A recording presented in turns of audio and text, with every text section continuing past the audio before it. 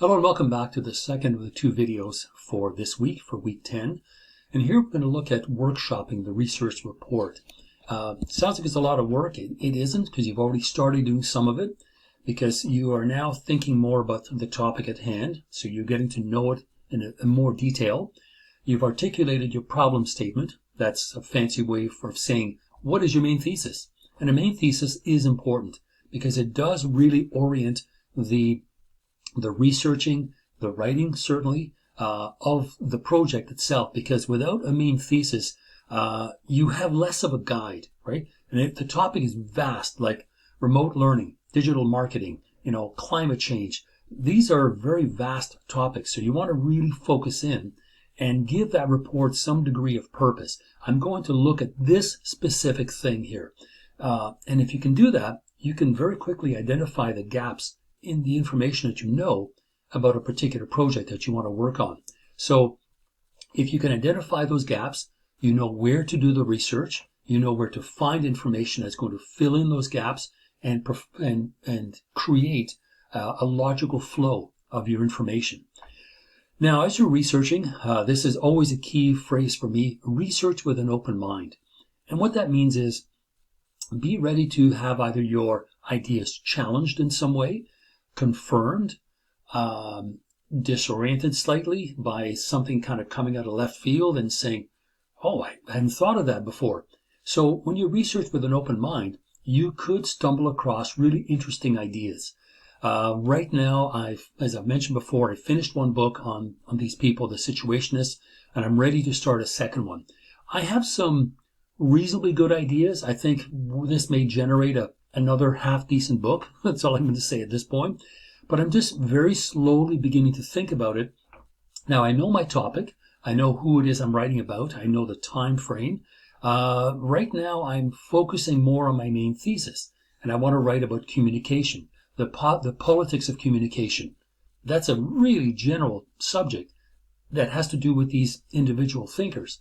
So I'm going to be sort of thinking about that over the next couple of months before I start writing. I'm going to keep researching and reading and taking notes and so on. But I know there's a lot of information gaps that I need to consider as I sit down and begin writing. And I need to also research with an open mind, because there could be relevant and reliable information that confirms what I already think. But I'm also ready to find something that may kind of knock me sideways and have me thinking about something that I had not even thought of before. So the way in which I do that is I collect lots and lots of books, which I have in my house, as you can see behind me. But I also am using Google, where Google Scholar is my friend. PDFs are my friends. They are super helpful. And really, as you are doing this kind of work, Google searches, as it says here, are decoders of information.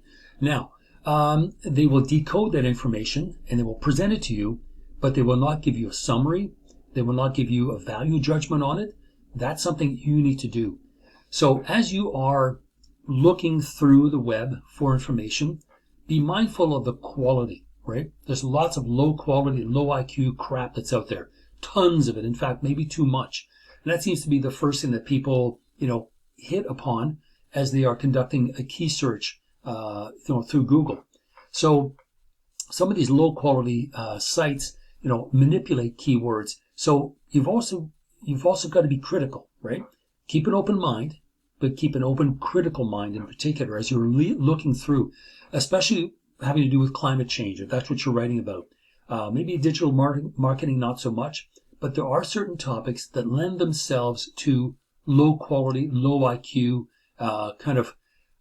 fringe ideas, right? So be careful. It could be presented in a very compelling way, lots of graphics and colors and, did you know this? Did you know that? But at the end of the day, be very careful. So be able to read and think critically about these sources, because whether you are using Google Scholar or FOL, those tend to be fairly good, right? They tend to be consistent and solid and reliable. But what's in general Google searches, it could be anything. Wikipedia is the same thing. Wikipedia is a good place to start. And as I mentioned, I think a couple of weeks ago, some of the best ways to use Wikipedia is once you find that entry, scroll down to the bottom and locate where all the actual information comes from. Look at the works cited. Look at the notes. And those notes will give you often first-hand information. So you may be reading about, again, let's say remote learning, and you find something on Wikipedia. Scroll down to the bottom and find the source of that statement. So if you do that and you then quote from the source, I don't even need to know that you found it on Wikipedia. It's irrelevant. It's secondary. So be strategic, be practical and pragmatic. But if you are going to use Wikipedia, I don't want to see it in your works cited. What I want you to do instead is go to the source of the statements that you read in Wikipedia. It's literally one extra step. So, and there's lots of that information out there. So, the key is to read carefully, read critically, because as you are going through the web, you're going to find lots of sites which are simply just factual information. And people are allowed to put that stuff out there, especially if you are a manufacturer, right? So you are going to present your product in the best way, the best light possible, the best way possible. But you need to make sure that you are looking at it and understanding that this is not a website just of information. It's also an advertisement. So again, the key is read carefully. Okay, so Wikipedia, again, I know that I use it as well. Occasionally, that's where I end up, especially if I'm looking for something that I'm hoping someone has been at least smart enough to locate a PDF. So as soon as I find that information, I scroll down to the bottom, and there it is. Oh, excellent. It's a PDF. Oh, okay, no, it's a book. All right, no big deal. Now I know where to look. So primary and secondary research, if the credibility of that paper matters, and it should, because it does, make sure that you are retrieving reliable secondary research. A couple of you are going to try to do some interviews and do firsthand primary research, gathering information through interviews and surveys. That's fine. Be mindful of the fact that you only have 4 weeks. If you can access this information right away, then that's great. But what you want to do is, if you are going to do a comparative study of something, and you have your bar graphs and so on, and you're looking at business reports and so on, that's all fine. But remember that you're going to need the time to analyze that data, right? To analyze those business reports. That's still primary research, which is good, but keep in mind the time frame of, let's say that part of it should be done within the first 2 weeks. So if you can, fantastic. But for the most part, I think all of us are going to be doing secondary research, in the sense that we're going to find information that other people have said that support our ideas. And that's really what you're doing. Now, you're writing a formal report. This is, again, a sort of a summary of what we talked about last week. You're writing a formal report because it has a title page, a letter of transmittal. It has a table of contents. It has an introduction, a works cited page. Those are the things that make it a formal report. It has a certain form. Hence the idea of formality. So it follows a particular structure. Now that's not the same thing as a template, some kind of fill in the blank letter, memo, chart to fill out. That would be an informal report. So those documents, they certainly exist, they're there. But in this particular case, this research report is a formal report because it has certain formalities that need to be followed through with. Even your proposal was considered a formal report. Why? Because it had individual segments, feasibility, sources. You're going to ask me for permission to write this. All these particular things are structured. And if they're structured, they are formal. So when we say a formal report, it's a report that will have certain kind of content, table of contents, title page, letter transmittal, works cited, etc. Okay, not only are we writing a formal report, we're also writing, generally speaking, an information report. It's not a feasibility study. It's not a compare and contrast one. It's an information report based on work and research done by someone else, done by experts in the field that you are studying. And that's essentially what it is. So information reports should have the following elements. There should be an introductory paragraph. that summarizes the problem sort of in a general way at the very beginning. And then the first couple of sentences of each of the subheadings directly under it is again a smaller, briefer introduction of this particular section of the report. So it is formal and it has to do with information. So information from secondary sources, unless you are doing your own primary research, which I believe a couple of you are, but the majority of students tend to go that route. You're looking at secondary information. And that's perfectly fine, because that's a good habit to get into, being able to find that information. Now, a chronological account might be one way to deal with, let's say you're writing a report on the pandemic. But you could also use a chronological report or use the same structure as a chronology, writing about digital marketing. How digital marketing has, it started looking like this 5, 6, 7 years ago to what it looks like now. So that is still a chronological account of something. So the chronology of something is a way of looking at the development of an idea over time, and that also lends itself to the structure of the report. So that would be a chronological one. A concluding report or feasibility study looks at the feasibility of using product X versus Y, or spending this much money versus that much money, all these kinds of things, but it comes to a conclusion. It obviously has a conclusion in it, so does a regular formal report, but the concluding report also takes it one step further. It explicitly and consciously presents later actions. Based on our research, we conclude that using product X is the way to go. That's the action. Now please put the book down or the report down and go out and buy product X. There you go. Now they're similar to recommendation reports that recommend a particular action based on proof. So concluding and recommendation reports have a lot of overlap, right? In the sense that they are essentially doing the same thing. They are going to come to a conclusion and recommend that the person reading it either do something or change something, whether it's to change their minds or change their way of behavior. It is still going to ask that person to do something. So no matter what, whether it's formal or informal, informational, concluding, any of those things, careful planning and managing of resources is the way to go. That's the best way to write this thing and know that you are going to have a proper grasp on this project. Even if it's 5 or 6 pages, it's something to get used to.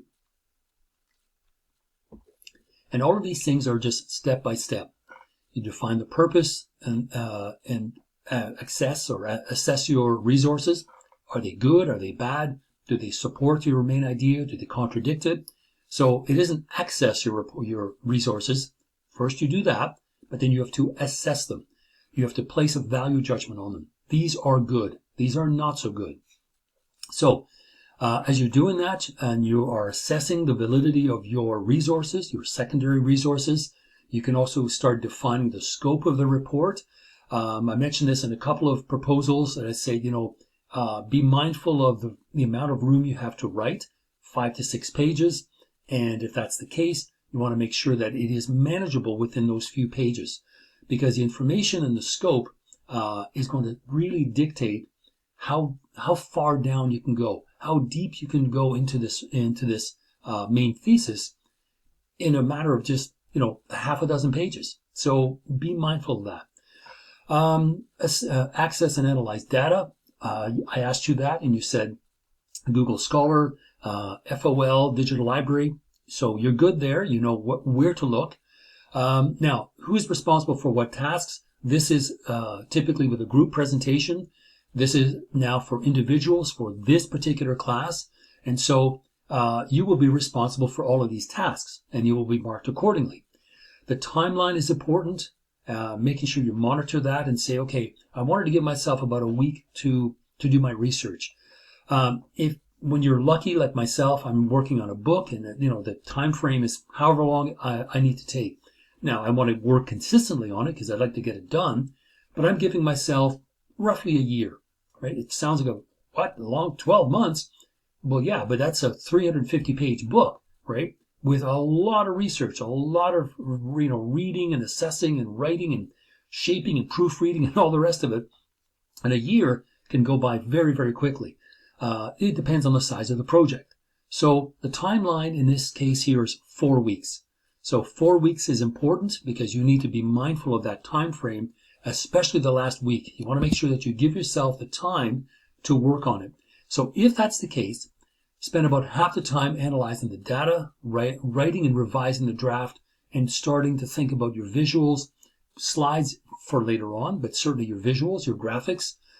And so as you are doing this, consider the timeline in the following way, right? So when you're writing the report, complete about a quarter of the research before you write the proposal to solve the problem. Now, here, I'm hoping you've already done this because you've all sent in your proposals already and you did some research. Some of you at least knew where to look, and I said you don't need to have the secondary sources this early, but clearly many of you started. So you were already starting your research by showing me some of the sources. Some of you had 4 or 5 already. That's fantastic. You are well on your way. So you started your research before you even wrote the proposal to make sure that it's doable. You're now starting to analyze the data that you've collected or you're about to collect. You're starting to prepare a list of sources and you start working through some of the material. Okay, so for example, I don't know if you can read this, but here's the first kind of unofficial thing I've done. Okay, this is just for my introduction. So what this is, probably can't read it that well, but it's a list of quotes from 3 books by 1 writer. And that's how I do it. I like to find as much information on one person as I can. I look at it sort of as an overview. I go on to the next person. Then I start looking for comparisons. You know, did this person and that person living roughly 40 years apart, did they say things that were similar? Did they contradict each other? And of course, I know already that this thinker, Baudelaire, Charles Baudelaire, the French poet, said many things that Friedrich Nietzsche thought were pretty cool. So I already know there's going to be some comparisons. Well, what are they? That I don't know, but I know that I'm going to find some. So that's kind of the fun part of the analysis of the data. And finally, thinking and writing about your data that you've collected. If it's collaborative, you're going to work together. In this case, it's not. You're working on your own. But you won't need to go into this kind of, really detailed work. When you write a book, that's how far the research needs to go. Right? It's to be very detailed. But 5 or 6 pages, you still have to do the same thing, but obviously at a much lower scale. But think about that. You've already done some of the research. You presented to me some secondary sources, or if not, you probably have some by now. You're starting now to read and analyze and evaluate the data. You're preparing a list of sources, right? Your works cited page, that will be your list of sources. And you are either kind of writing down some main points, and you're just thinking and writing about it. That's kind of where I'm at the same time for a book-length project. But you can do the same thing with this project.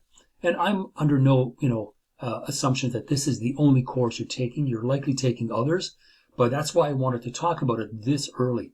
You have a month to write this thing, and I believe it is doable, but it gives you the time to think about it, right? To think without having to write very much. But as time goes on, by the end of the first week, you should have some ideas down on paper and start sort of shaping it. So that's kind of what you want to be doing. Now, all of this has to do with upfront planning. That's very good. Make a list of all the things that you need to do. I have a list now of, generally speaking, what I need to do. I need to think about the purposes. Why am I writing this? First of all, I know that no one else has written this book. That's the first thing I need to look at. My potential audience. What will I have to explain? Will my audience be able to read French? Because a lot of the sources are still in French and untranslated. So I need to be able to translate these things.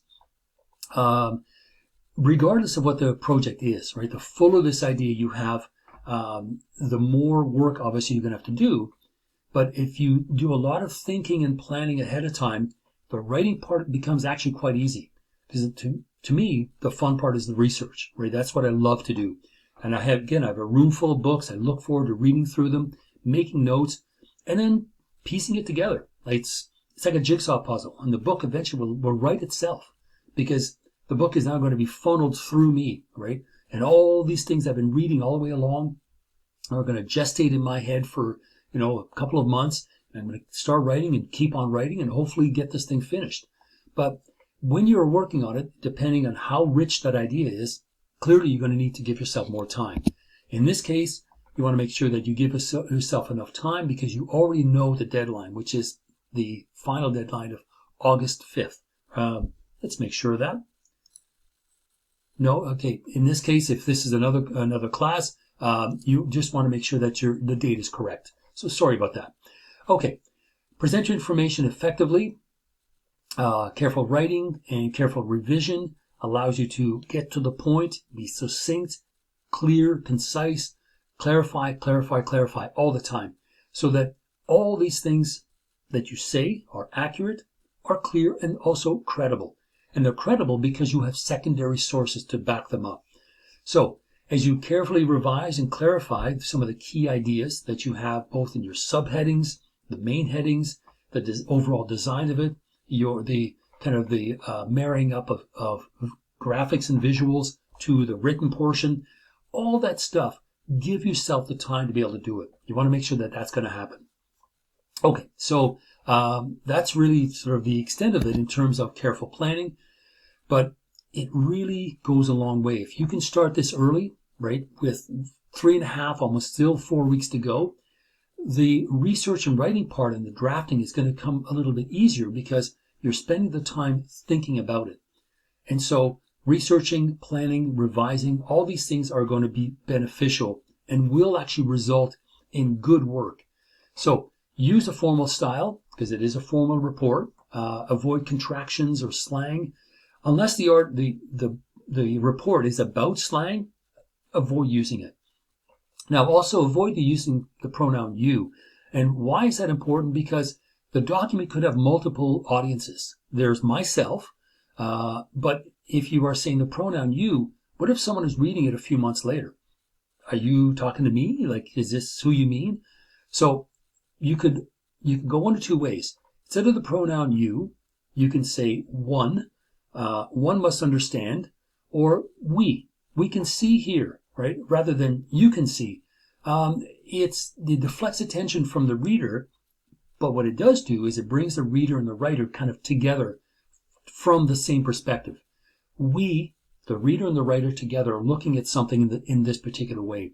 So avoid using the pronoun you, and the best way you can do that is once you're done the report, let's say if you're writing it, even as a PDF, once it's done, use that little magnifying glass up on the top. With a PDF, it's in the top left-hand corner. I think with the document, it's on the top right. And type in the word you and see what comes up. Now, the word your is going to come up for sure, but make sure you don't use it. And if you do, correct it to the other pronoun one, which is very formal, or we, which is a little bit more informal. It is what I just used it, what we tend to use. So avoid using that because we simply don't know who you is a year from now. And again, it sounds a little odd for a student-written paper, but in the business world, you don't know how many other people are going to be reading your report. And each one of them are going to be saying, are you talking to me? Right? Is this about me? You don't know. So avoid using the pronoun you. Make sure that you have clear definitions in your paper so that individuals understand your conclusions, your recommendations, the ideas that you're presenting. And if you do that, you're going to be just fine. So last couple things here, 4 points that are very, very simple. And I have used these repeatedly. And the result is I can consider myself a good writer because I sold my first book. So say what you mean and mean what you say. Secondly, tighten up your writing, I should say. Try to keep it in the present tense as much as you can. Introduce sources and visuals gracefully. Use what's called a signal phrase. A signal phrase, and we're going to talk about this in more detail. A signal phrase is simply, Smith argues that. That's a signal phrase. Oh, the following is a quotation, a direct quotation, or a paraphrase of what Smith said in 2012. So introduce sources and visuals gracefully. That is very helpful. Visuals, you want to be able to identify them and say, see figure 2.3. And there it is. Now, in this case, 2.3, you're not going to have 5 chapters in this thing. You are going to have 1. and it's a very short chapter. So here I would just say figure 1, figure 2. Now, if you want to break it up so that each page has its own, let's say figure 2A, 2B, it doesn't matter. But have it so that the individual that is reading the passage can see which graphic, which visual you are referring to. So introduce those gracefully but carefully, and use transitions, topic sentences, signal phrases, and headings. Use all those tools at your disposal, and that will make for a solid, logically flowing paper. One last time, the writing of the formal paper, it is a formal paper because of the following: a cover or title page, a letter of transmittal, a table of contents, a list of illustrations if you need them. Now, you can put those on the same page, but they need to be distinct. An introduction or background to the problem. It allows the reader to sort of focus and orient themselves as to what you're talking about. And then, of course, the hard part, which are the body paragraphs. Those are the 5 or 6 pages of actual research that you do. And of course, you have a conclusion.